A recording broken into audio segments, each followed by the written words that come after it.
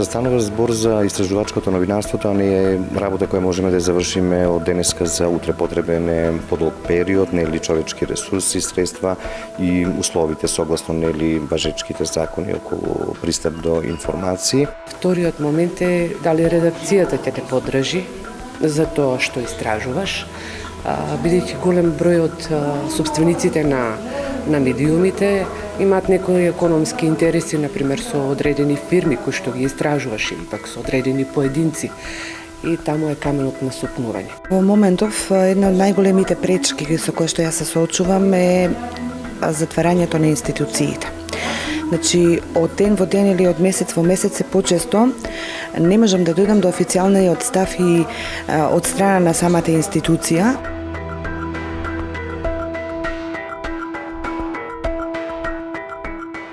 Треба да биде поголема посветеноста, но тоа се зависи од времето и мотивацијата на новинарите колку може да бидат посветени на една истражувачка историја. Во локалните средини не е поразлично од она што се случува на централно ниво.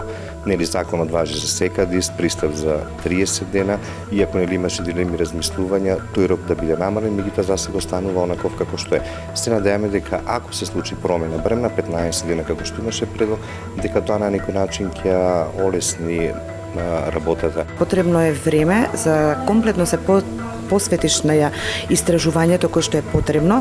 Јас сум работела истражувачки приказни и морам да ви кажам дека најкус временски период во кој што сум сработила истражувачка приказна било времетрајање од 30 на дена.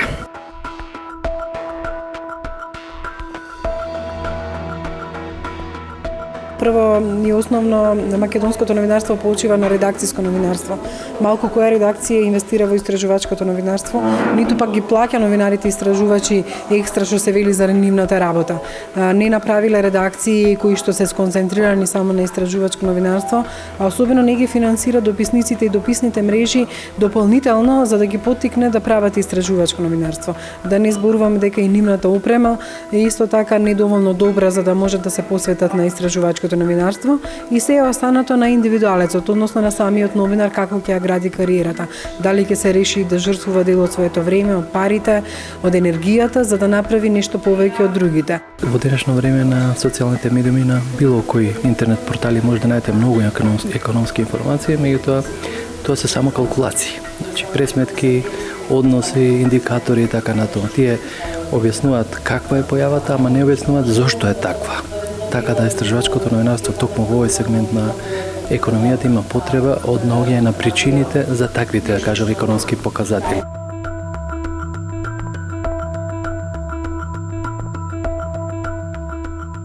Факт е дека треба да се смени климата и да се демократизира општеството, меѓутоа сведоци сме дека јавноста бара повеќе, веќе не е ситуацијата каква што беше и дека треба да се охрабрат новинарите да продолжат да работат. Не во секоја редакција се бара истражувачко и критичко новинарство. Тоа е едната работа и втората работа е, како што реков, да обезбедат средства редакциите и менеджментот за да може да оформат истражувачки тимови кои што исклучиво ќе работат на истражувачки истории. Еден новинар не може да следи и фудбалски надпревар, да го следи фестивалот од култура, да пишува извештај за вести, а да барате еднаш неделно да направи истражувачка историја. Фалат алатки за новинарите, односно едукација, бидејќи се разбира тие не се по вокација економисти, односно најголем дел од нив не се. Бидејќи не се, потребно е да се едуцираат, односно да осознаваат техники, постапки, процедури, можности како подлабоко да ги откријат појавите економски.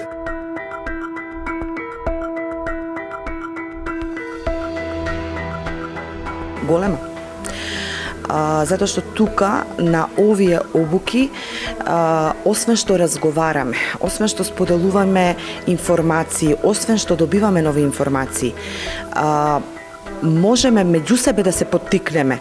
Значи, она што моите колеги го сработиле во останатите градови, да ми послужи како пример, да тоа јас го направам во регионот. Ваквите обуки, тренинзи што ги организирате на повеќе години, не учат на некои нови алатки што се особено важни заради нели новата технологија, користењето сега на социјалните мрежи, користењето на мобилните во рамките нели на новинарската работа. Секојдневно учиме и верувам дека сето тоа ќе можеме да го искористиме. Секако дека се важни ваквите обуки, бидејќи не подсетуваат на она што можеби сме го подзаборавиле и понекогаш грешиме кога почнуваме да истражуваме.